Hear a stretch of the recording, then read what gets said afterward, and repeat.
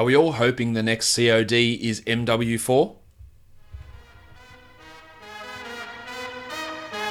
You are Locked On Fantasy Basketball, your daily fantasy basketball podcast, part of the Locked On Podcast Network, your team every day.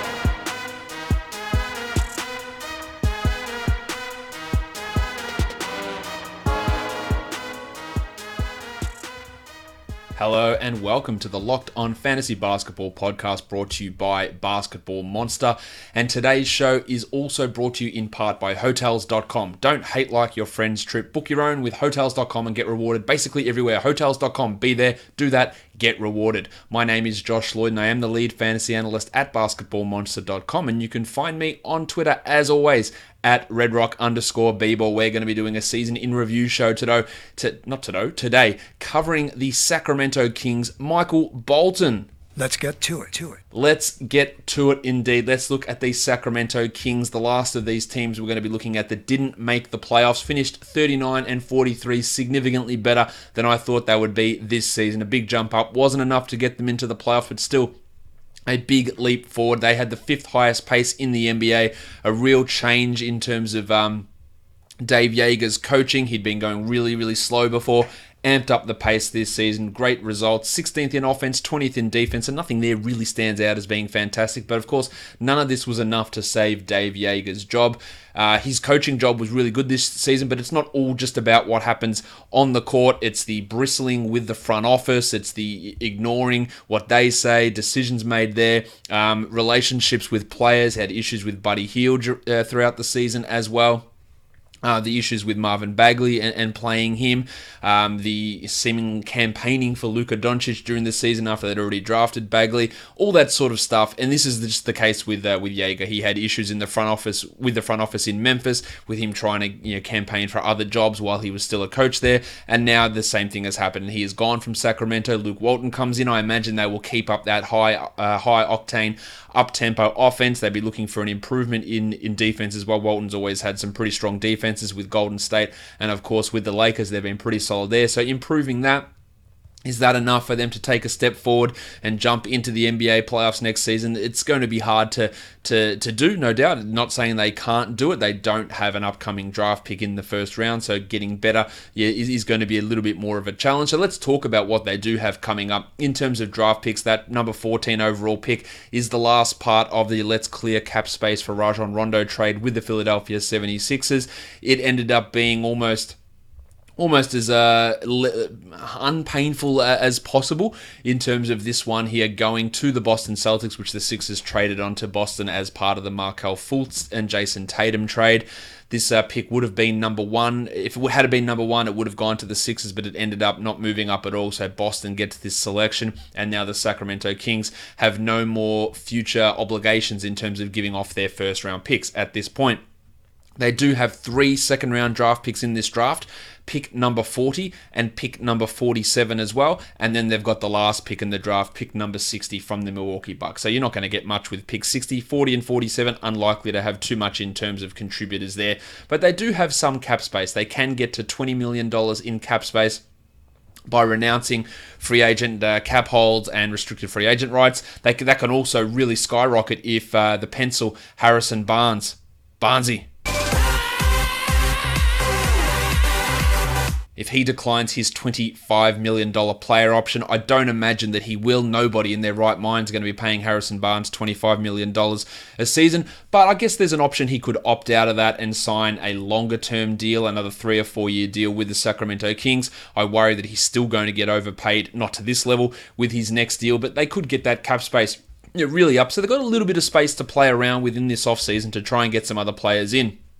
The unrestricted free agents on this team, Alec Burks, who came across in that Iman Shumpert trade at the trade deadline, he's got a $17 million unrestricted free agency cap hold. There is no way he's going to be kept around to maintain that cap hold. Costa Koufos, also an unrestricted free agent. Yeah, obviously the Kings liked him. Dave Joerger really liked him. I'm not sure they're going to be in a rush to bring him back. Corey Brewer, an unrestricted free agent who came across in the middle of the season, had some moments, but in the end wasn't really a part of the rotation. And then they got the big decision to make is Willie Cauley-Stein's restricted free agency. He's got a $14 million cap hold. He is not worth $14 million to me. They are much better trying to run either Marvin Bagley at centre or putting Harry Giles in that position. I don't think the Kings should be looking to bring Cauley Stein back. He's been pretty underwhelming, in my opinion, during his time.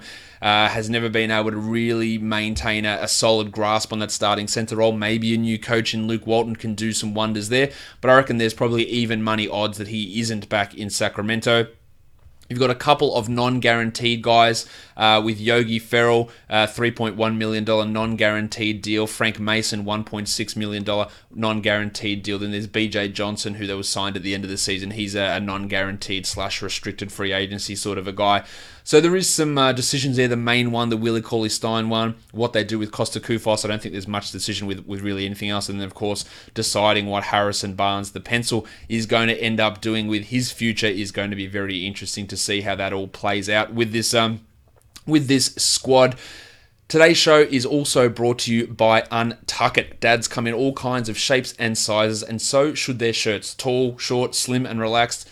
You ever wonder why your father's button-ups look so long and baggy at the end of the day? It can be hard for guys to pull off a casual, untucked look that isn't sloppy, and that's where Untuck It comes in. Untuck It is the solution that fits just right. Their shirts are specifically designed to look great untucked and feel comfortable at work or on the weekend. No tucking or tailoring required. Go to untuckit.com. That's untuckit.com and use the promo code NBA to get 20% off. All right, let's now look at these players on the Kings team. They surprisingly had 2 top 50 players this year. De'Aaron Fox taking the biggest leap forward, the 48th overall ranked player this season. Really huge step forward for Fox in his second NBA season. He was a guy that I was targeting pretty heavily at the back end of drafts, but I didn't see this level of production coming from Fox. It was a really, really big step up for him. He was second on the team in PIPM. Weirdly enough, Willie Cauley-Stein was the number 1 guy there, so I guess some of the advanced numbers like him a little bit more than what I did. Fox's defense was strong. He still has some struggles offensively with some of his shooting, but his ability to play with pace and to be a strong option, plus 3.3 on-off this season, was really, really good from Fox to see that big leap forward. He, as I said, was 48th ranked player, averaged 17 points in 31 minutes, almost 4 boards, over 7 assists and 1.6 steals, shooting 46 and 73 and 37% from 3.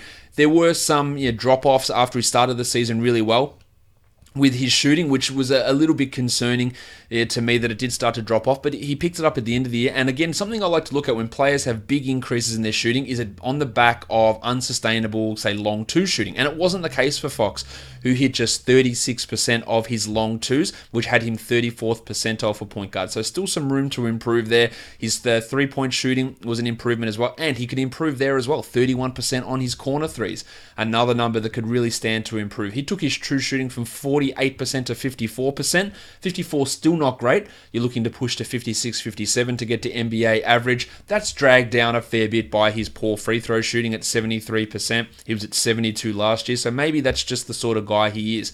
But upping that assist rate as much as he did was fantastic. Improving the steal rate was absolutely huge as well, and you pair that with the shooting numbers, and we saw that big improvement from Fox. But where does he go from here? A usage rate of 24% this season. The shooting had an improvement. Where does he get better? Can he take that 24 usage to 27 usage? Is he ever going to be that guy? The 7.3 assists, maybe he can get to 8 assists, 1.6 steals, maybe he gets to 2 steals. But those numbers feel not necessarily locked in, but at a level where you could expect them to remain similarly throughout his career. The other thing he could look to do is only 1 3 a game on 37%. So 37% is really good 3-point shooting, but he just doesn't take enough attempts. So the worry you have there is if he scales that up and takes 7 threes a game, does he become a 33% 3-point shooter, improving his 3-pointers made category, but overall negatively impacting his field goal percentage. So that's the next step for Fox, being able to take that 37% 3-point shooting and extrapolating it out to volume, instead of the low volume that he was taking his shots at this season. He's got to be able to improve that. So I think there is a legitimate risk that maybe Fox is a bit overdrafted. Yeah, I think 45 is about the right spot for him, and maybe he heads to top 40 next season. But I think if people are starting to go, well, in his second season, look how much better he got. In his third season, will he push and become a 22-9 sort of a guy? I think if you're having those level of expectations, it might be a bit too much. especially if the increase in points comes with an increase in threes, meaning the field goal percentage might drop off. That's the only concern I have, but it was a huge step forward, and there are still big areas of improvement that can come from De'Aaron Fox. So a really positive thing for him and for the Sacramento Kings for this season. The other guy who was massive this year was Buddy Hield, the 49th ranked player overall. I was big on Hield in those mid-rounds. I was looking at him as a guy that I'd take in that similar zone to, say, a CJ McCollum, and surprisingly, he actually came out as a better option there. 101st overall last year, but what we saw this season, and credit to Jaeger, because I criticised what Jaeger did last season, he bumped his minutes up from 25 up to 37 a game. He became a 20-point-per-game scorer, Hield, 20.7 points in 32 minutes, over 3 threes, almost 3.5, 5 boards, 2.5 assists, 0.7 steals, and of course shot brilliantly. 46 from the field, 89 from the line, 43 from 3 for a true shooting of 59%. Now, one of the reasons I thought Hield could push into that mid-round player is we saw him put up a really elevated steal rate last season. Well, that completely disappeared. In his rookie season, 0.7 steals per 36. Last year, 1.5. This season, 0.8. So it's a real up and down sort of situation there. And if those steals go back to that 1.1, 1.3 steals per game, which he could have got to in those 32 minutes, maybe even 1.5 steals per game, then he's a top 30 player with all those other numbers. So I think at this point we have to just look at Hield as maybe a lower steals guy, and that weird second season was a bit of an outlier. But with his shooting, we know he's going to be an excellent shooter. There's no concern there. Can he start to improve those other areas? What he did this season, the assists, and while the assists and his rebounds all went up from a bulk perspective, they're basically exactly in line with his per 36 numbers from both his rookie season and his second season. Even his three-pointers made, they're a little bit more. We saw an increase in attempts from 3. And that overall increase in usage this season, or increase in scoring this season, to be more accurate, was impressive from Hield. He was really strong again, plus 2.7 in his on-off stuff. I worry a little bit more with PIPM plus 0.64, so which is not great. Actually, 4th on this team behind Cauley-Stein, Fox, and Bjelica. So not a great part there. He is older, of course, than we know, 27 years of age. Defensively, he struggles, and I worry when I look at what he does versus what Fox does. Where does he ramp it up? Will he ever? Now, I guess the steals could come back, and he could be that 1.5 steals game, and then he's right up in that top 25. But 21 points a game, can he get better than that? 2.5 assists, can he get better there? 5 rebounds, can he get better? Yeah, free throws, he almost doubled his free throw rate this season, or over doubled his free throw rate. That's fantastic, but can he take another step forward there? I'm not so sure he can. So I think we look at Hield as a solid 4th to 5th round guy. 3rd round, I think he can get to be a 3rd round player next season, but I wouldn't be drafting him there. But huge steps forward from Bud Hield, obviously, this season. And surprised even me, as this whole team did throughout the season. That's the word I am looking for. Today's show is also brought to you by Grip 6 belts. Their goal is literally to make the best belt that's ever been made. I've got some Grip 6 belts, absolutely fantastic. Love them. Interchangeable buckles. They are a belt with no holes, no flap, no bulk. They sit really flat against your waist. They're a thoughtful gift for dads, brothers, husbands, uncles, grandpas, even mums and wives, and they have a kids collection as well. I'm going to be looking to get my son some of those belts. Ultra lightweight with no holes, no flap, carries a low profile with a buckle laying flat against the waist. It is super comfortable, and Grip 6 has a special offer for you at grip6.com/lock. That's LOCKE. Grip with the number 6.com/lock. LOCKE. Let's get on to Willie Cauley-Stein now. 81 games, 27 minutes a game, 12 and 8.5. He was the 117th ranked player, but as a center, 0.6 blocks is really disappointing. The 1.2 steals is really nice. 56 from the field, unfortunately just 55 from the line. So there are some positives. The field goal percentage is a positive. The steal rate is a positive. He rebounds well, but poor blocks, poor free throws, never going to be a high scorer or anything like that. And he just seems to be stagnating as a player. Fewer minutes this season than last season. The block rate actually went down this year, increase in efficiency, but free throws dropped as well. So 4 years in with Cauley-Stein, and I don't really know what to make of him. Now, as I mentioned earlier, the advanced number's really good. A defensive PIPM of 2.22 is fantastic.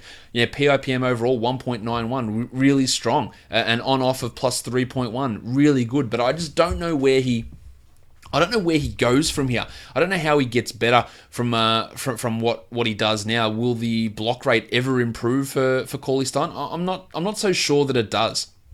Will we ever see him becoming this guy who can deal with a larger usage, can start shooting shots? Can he actually hit anything outside of the paint? I'm not sure. He doesn't finish around the rim all that well, just 66%, which for a big man's not a great number. Doesn't take threes. 33% on mid-range twos. They're just not good numbers for Cauley Stein. 36th percentile in block percentage for a big man. I don't see him as a starting caliber center in the NBA. Now, defensively, he's really good. Switches out to the perimeter fantastically. But again, only 27 minutes a night with guys like Bagley and Giles ascending on this team. I don't think that they should be looking to bring him back for starting center money. And I think that we should be really considering the fact that Cauley Stein is not going to be ever a top 100 fantasy player. And I wouldn't be stunned if next year he is outside the top 150. That's how I'm viewing Willie Cauley Stein as we move forward for this Sacramento Kings team. And whether he's back on this team, I wouldn't be making him all that much of a priority personally. Bogdan Bogdanovic entered the season with a knee injury. A little bit disappointing this year, only 28 minutes a game. Now, he is 26 and a half years of age, 1 year older than Cauley Stein. Averaged 14, 3.5, and 4 with a steal, 2 threes, 42, 83, and 36 as his percentages.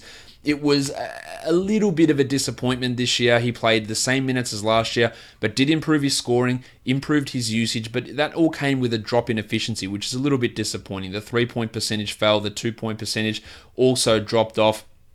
He got to the line more. We saw a little bit more in terms of playmaking for him. So some strides forward in areas and some disappointments in other areas. I thought his defense took a step back. His PIPM was a negative 1.14. His spot, which I thought he could have been holding, was taken by Buddy Hield, and then it was taken by Iman Shumpert, and Harrison Barnes were getting minutes there. So a little bit disappointing now with Shumpert gone, with Barnes maybe not back. Barnes exclusively playing the 4, which is what he should be doing. There is that small forward position that's still open for somebody to take.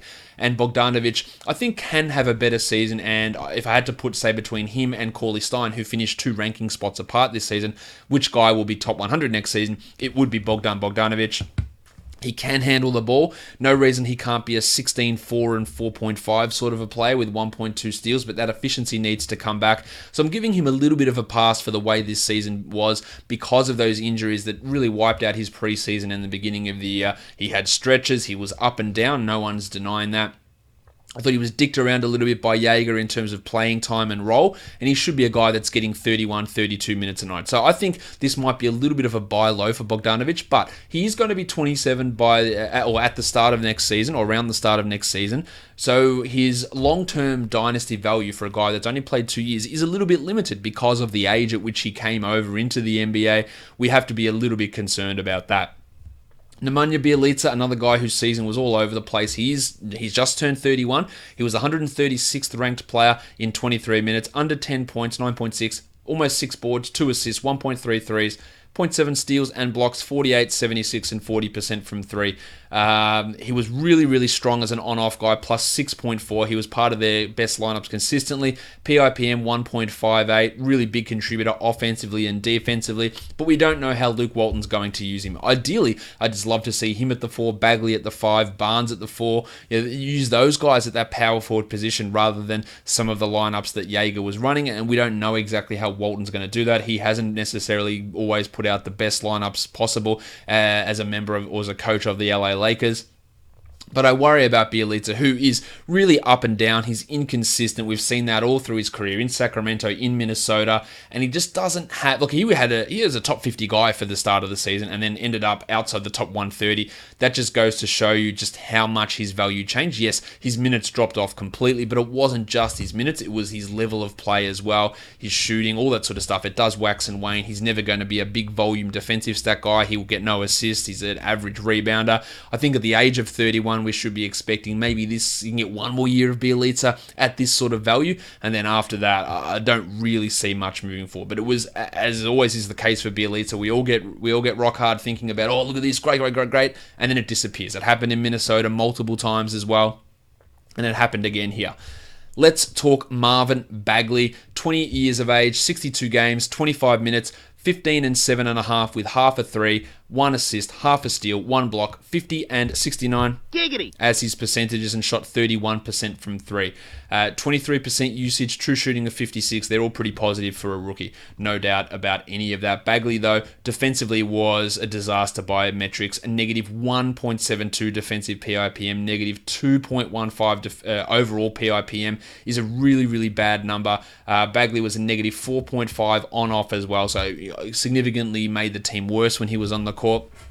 Of course, he is a rookie. He dealt with multiple knee injuries during the season as well, and we expect some improvement. But a lot of what the problem is with Bagley is the problems that I thought he had coming into the season. The real defensive issues, the lack of vision, the turnovers, the inability to shoot on his right hand or go right at all. Now, offensively, he scored pretty well. He had some big stretches of games, no doubt, where he was putting up some strong enough numbers.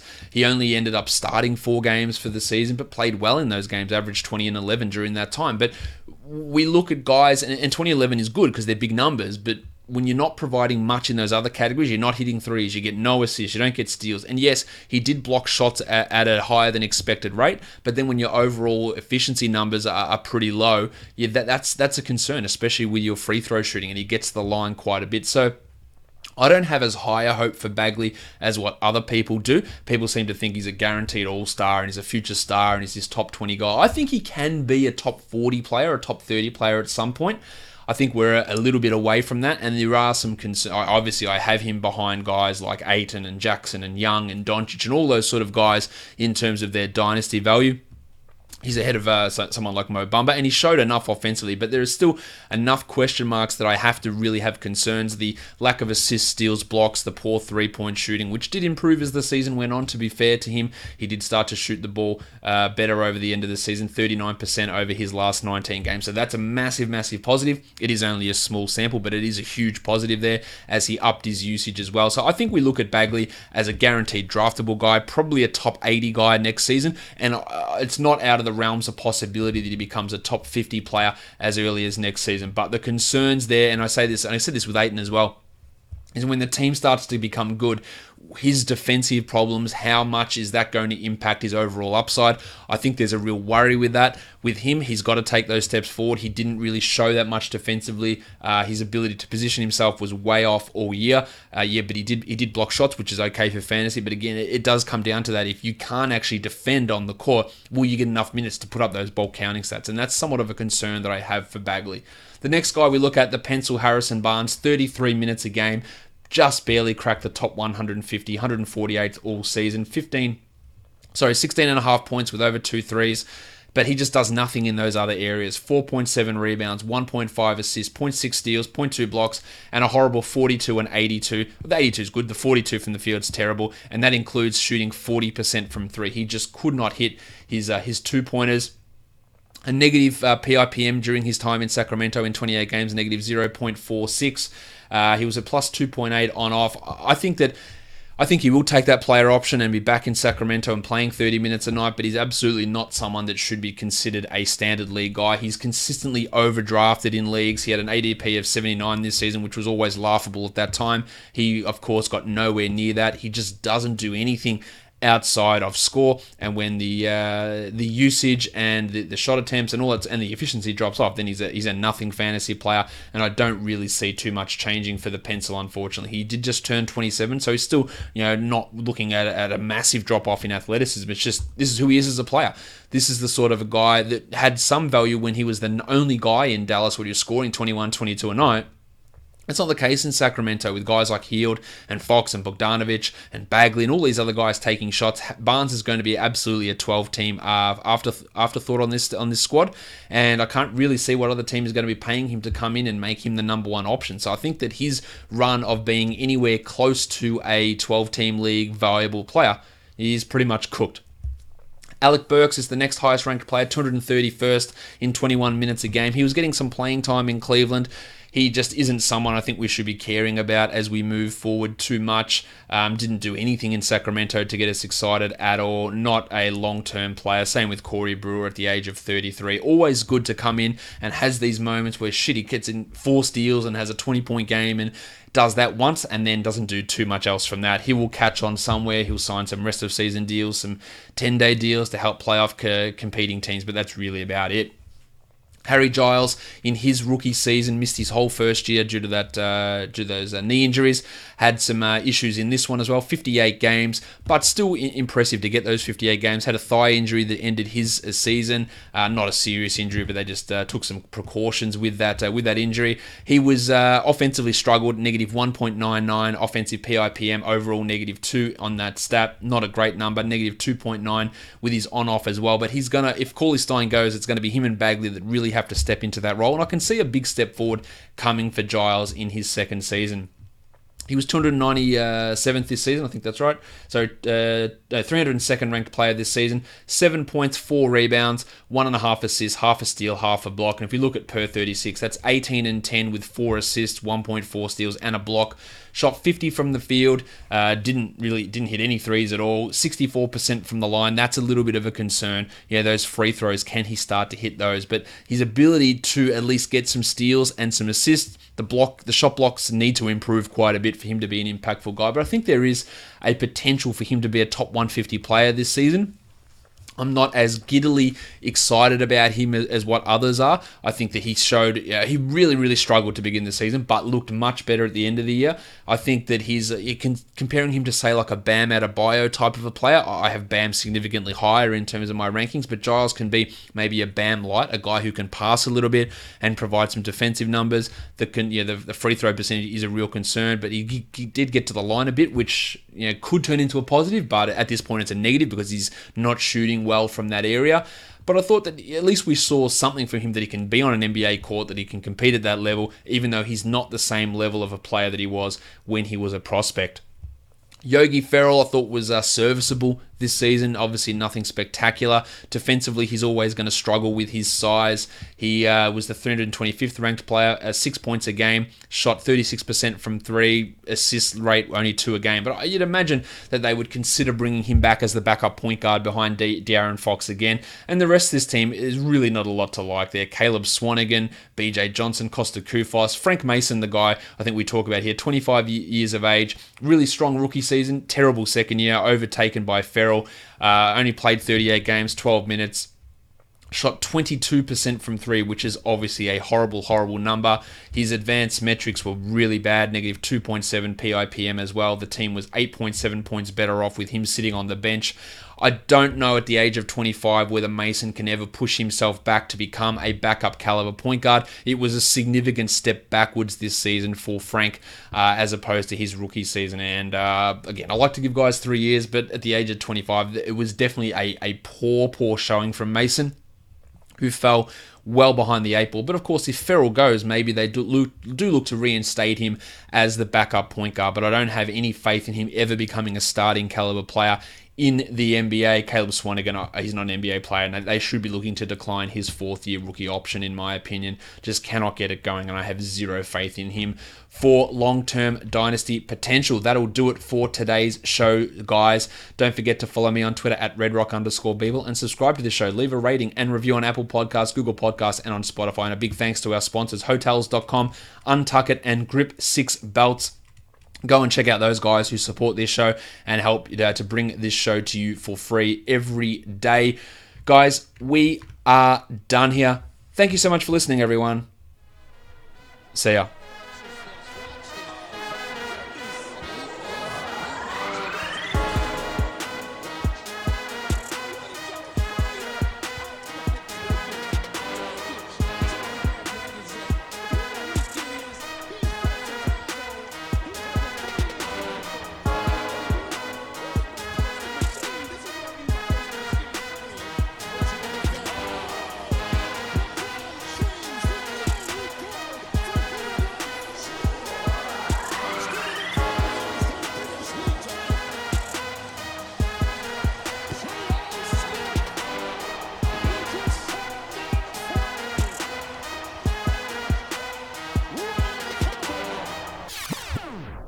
De'Aaron Fox.